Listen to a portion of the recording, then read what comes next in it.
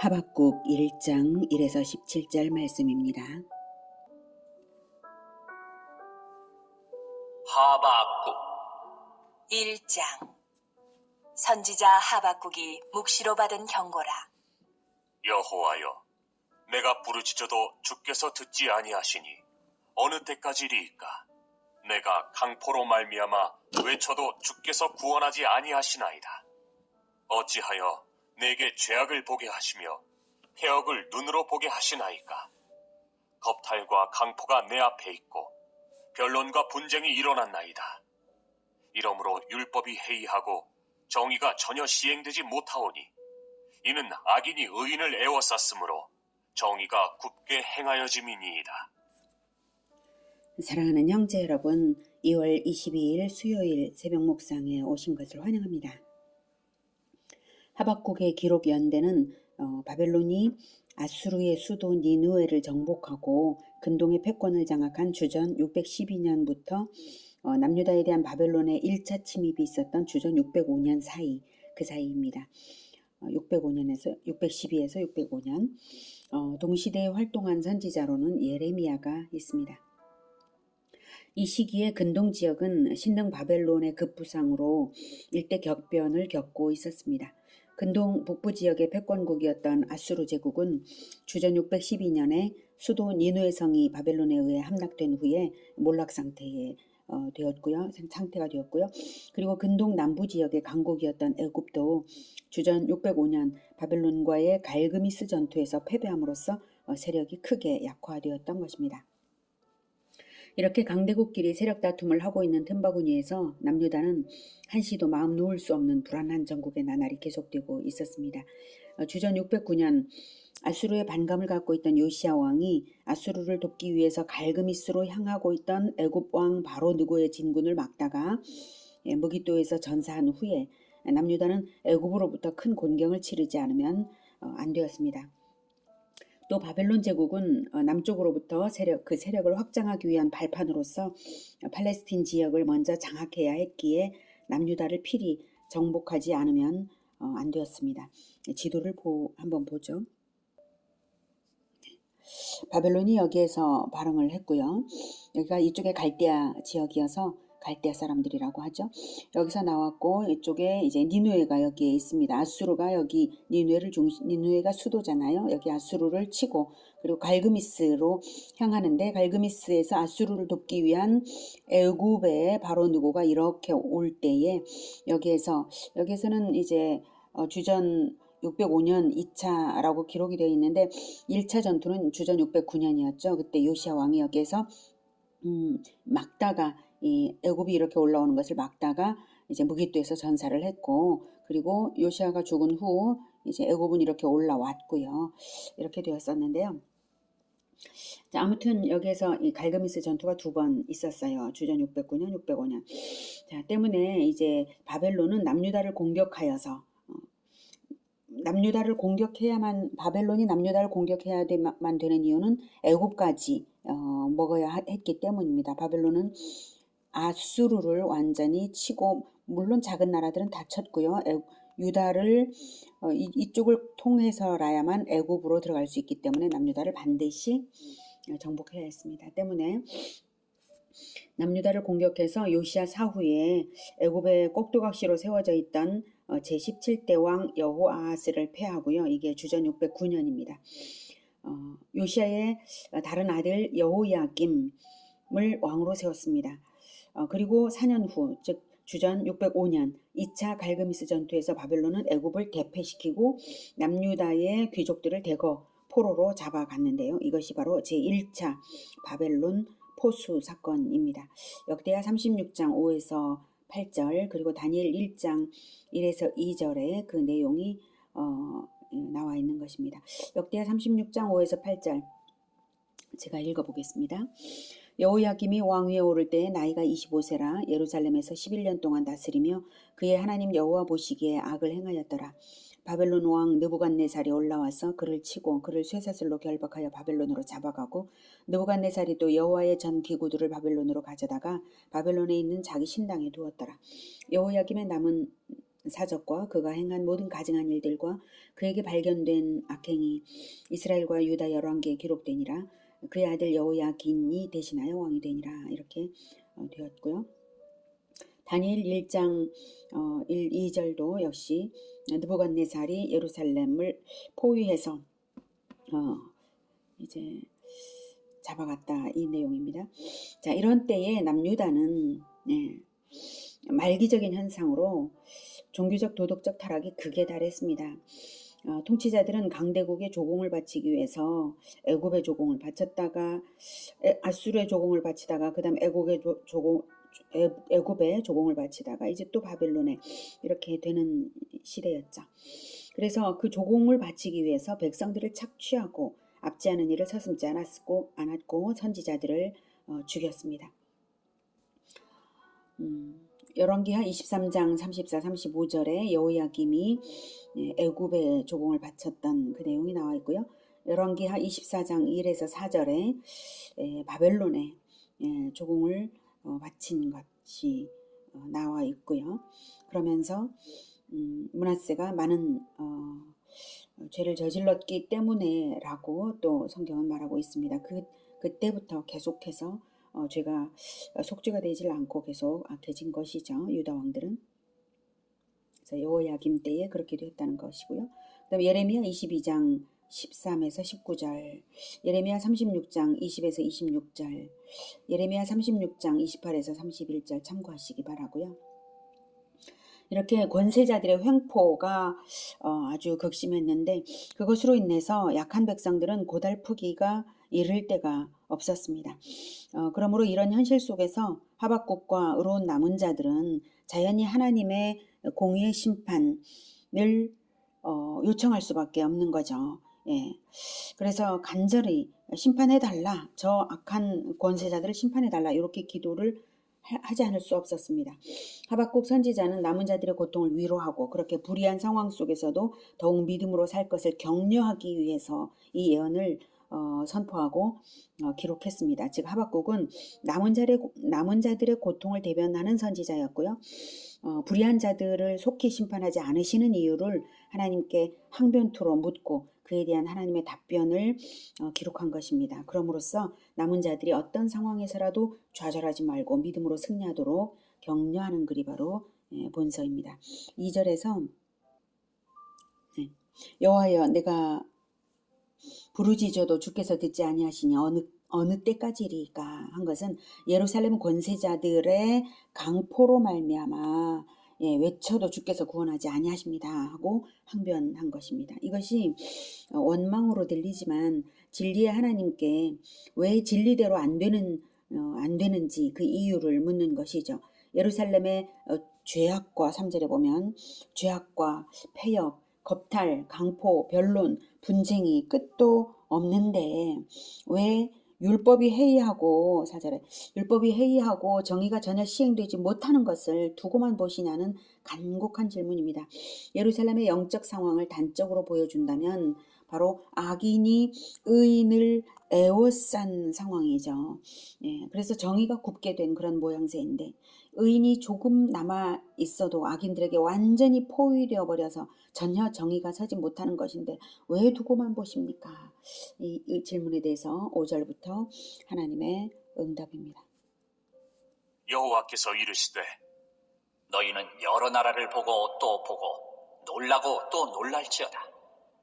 너희의 생전에 내가 한 가지 일을 행할 것이라. 누가 너희에게 말할지라도 너희가 믿지 아니하리라.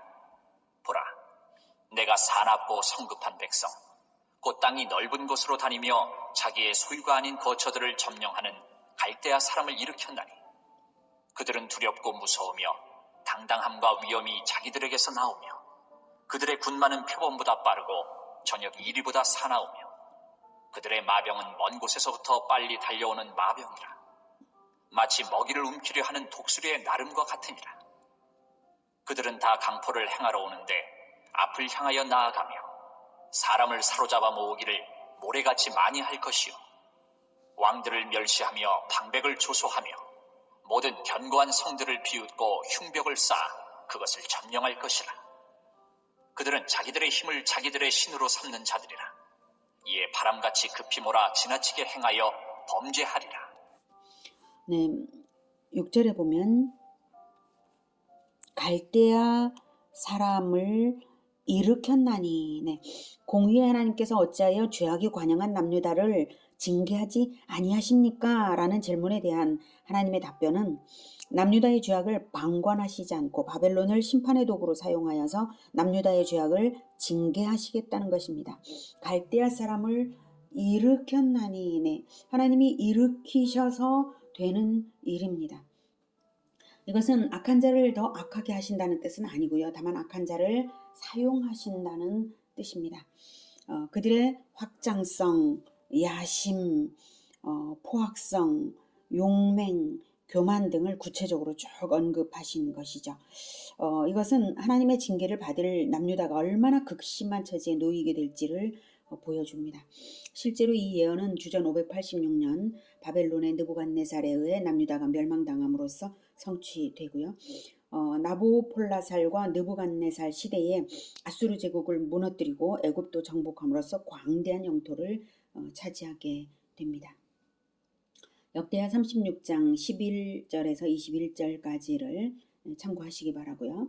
자, 하나님의 침묵은 그러니까 무엇입니까? 죄에 대한 방관도 용납도 아니고, 네, 유다의 죄에 대한 방관도 용납도 아니고 반드시 심판할 것인데 다만 심판할 때가 차기까지 기다리신 것임을 알 수가 있습니다.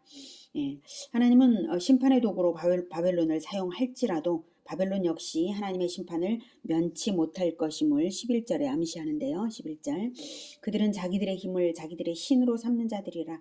이에 바람같이 급히 몰아 지나치게 행하여 범죄하리라. 이렇게 말하고 있습니다. 하나님을 모르고 자기들의 힘을 자기들의 신으로 삼는, 자기들의 힘을 믿고 교만하기가 짝이 없는 자들이기 때문에 범죄 저지르기를 자랑스럽게 여기며 빠르게 범죄하는 그 바벨론에 대한 심판도 하나님은 준비하시는 것입니다. 진정 인류 역사의 흥망성쇠는 오로지 하나님의 손에 달려 있는 것입니다. 아무튼 이렇게 악한 바벨론을 남유다에 대한 징계의 도구로 사용하시는 것은 그만큼 남유다의 타락상이 크게 달렸기 때문임을 또한 짐작하게 하고요. 자, 이렇게 너무나 두려운 응답을 들은 하박국은 다시 질문하지 않을 수가 없습니다. 12절. 선지자가 이르되 여호와 나의 하나님, 나의 거룩한 이시여, 주께서는 만세 전부터 계시지 아니하시니이까 우리가 사망에 이르지 아니하리이다. 여호와여, 주께서 심판하기 위하여 그들을 두셨나이다. 반석이시여, 주께서 경계하기 위하여 그들을 세우셨나이다. 주께서는 눈이 정결하심으로 악을 참아보지 못하시며 패역을 참아보지 못하시거늘 어찌하여 거짓된 자들을 방관하시며 악인이 자기보다 의로운 사람을 삼키는데도 잠잠하시나이까. 주께서 어찌하여 사람을 바다의 고기 같게 하시며 다스리는 자 없는 벌레 같게 하시나이까. 그가 낚시로 모두 낚으며 그물로 잡으며 투망으로 모으고 그리고는 기뻐하고 즐거워하여 그물에 제사하며 투망 앞에 분향하오니 이는 그것을 힘입어 소득이 풍부하고 먹을 것이 풍성하게 됨이니이다. 그가 그물을 떨고는 계속하여 여러 나라를 무자비하게 멸망시키는 것이 옳으니이까. 네, 두 번째 질문은 왜 하필이면 남유다보다 더 패역하고 하나님을 모르는 이방 족속 바벨론을 들어서 하나님의 백성인 유다를 심판하시는가요? 하는 것입니다. 하나님이 의로우신데 왜 악한 세력이 사용되는가? 이것을 납득할 수 없었던 것이죠. 그래서 언약의 신실하신 하나님의 인자하심과 긍휼하심에 근거하여서 유다의 구원을 호소하고 있는 것입니다. 12절에 선지자가 이르되 여호와 나의 하나님 나의 거룩한 이시여, 주께서는 만세 전부터 계시지 아니하시니까 우리가 사망에 이르지 아니하리이다. 여호와여, 주께서 심판하기 위하여 그들을 두셨나이다. 반석이시여 주께서 경계하기 위하여 그들을 세우셨나이다. 자, 여기서 만세전부터 계신 분, 거룩하신 분, 반석이시여 이렇게 부르죠. 하나님은 만세전부터 반석이신 분, 즉 언약 백성에게 영원한 피난처가 되시는 분이시니 하나님께서 바벨론을 심판의 도구로 사용하고자 하셔도 유다를 영영 사망에 이르게 하지는 못하실 것이라며 간곡한 동의를 구하는 것이죠. 13절 주께서는 눈이 정결하심으로 악을 참아보지 못하시며 패역을 참아보지 못하시거늘 어찌하여 거짓된 자들을 방관하시며 악인이 자기보다 의로운 사람을 삼키는데도 잠잠하시나이까.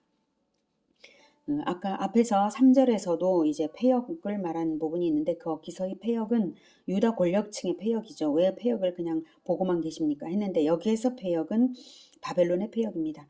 바벨론을 사용하신다면 바벨론의 패역을 방관하심으로써 그러실 거라는 말씀인데요. 어떻게 악을 참아보지 못하시며 패역을 참아보지 못하시거늘 어떻게 그러실 수 있는가 하는 질문입니다. 14절부터 주께서 어찌하여 사람을 바다의 고기 같게 하시며 다스리는 자 없는 벌레 같게 하시나이까. 이건 그렇게 잔인하게 유린당하는 것을 보고만 있을 수 있겠습니까? 이런 거죠. 그가 낚시로 모두 낚으며 그물로 잡으며 투망으로 모으고 그리고는 기뻐하고 즐거워하며 그물에 제사하며 투망 앞에 분향하오니. 네, 이것은 바벨론 사람들이 그들의 승전의 기쁨을 승전의 영광을 자기들의 군사력에 돌린다는 의미입니다. 자기의 힘이 자기들의 신이었던 바벨론이죠. 이는 그것을 힘입어 소득이 풍부하고 먹을 것이 풍성하게 됨이니이다. 그가 그물을 떨고는 계속하여 여러 나라를 무자비하게 멸망시키는 것이 옳으니까. 이렇게 하박국은 질문하고 있습니다. 다음 장에서 그에 대한 대답이 하나님의 대답이 있을 것이고요. 자, 오늘은 악인을 사용하셔서 자기 백성을 심판하시는 하나님을 만났습니다. 하나님은 그런데 원래 사람을 사용하셔서 매를 치시는 분이심을 다윗 언약에서도 이미 알리셨습니다. 사무엘하 7장 13에서 16절을 보면 네, 그는 내 이름을 위하여 집을 건축할 것이요. 다윗에게 언약을 주시는 건데 다윗의 아들에게 성전 건축을 허락하시면서 하신 말씀이죠.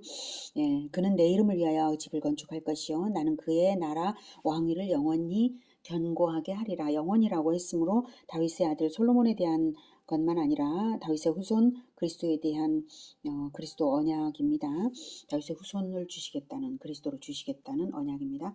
영원히 견고하게 하리라. 나는 그에게 아버지가 되고 그는 내게 아들이 되리니 그가 만일 범죄하면 내가 사람의 매와 인생의 채찍으로 징계하려니와. 보십시오. 이렇게 영원한 구원을 언약하시면서 보장하시면서 사람의 매와 인생의 채찍으로 범죄하면 징계하겠다라고 말씀하시고 계십니다.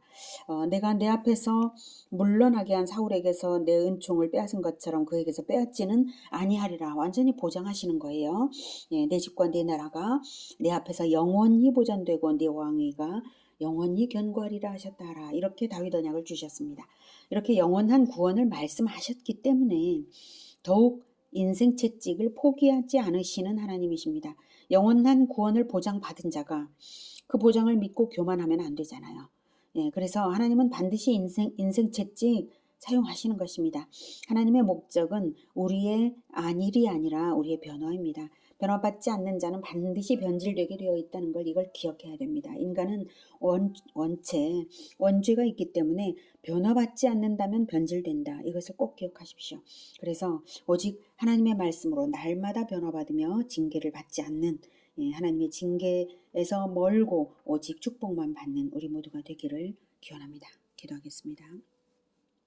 하나님, 우리에게 인생 채찍을 준비하셨지만 영원한 구원을 또한 보장하시는 것 너무나 감사합니다. 하나님, 우리는 죄인입니다. 날마다 하나님의 말씀에서 너무나 쉽게 멀어져 갑니다. 우리를 불쌍히 여겨주시고 하나님의 말씀을 늘 기억하게 하시고 하나님의 말씀을 따라서 날마다 변화받을 수 있도록 도와주시옵소서. 우리가 결코 변질되는 것을 허락하지 마시고 하나님 우리를 붙들어 날마다 예수 그리스도와 동행함으로써 예수 그리스도만 닮아갈 수 있도록 주님 도와 주시옵소서.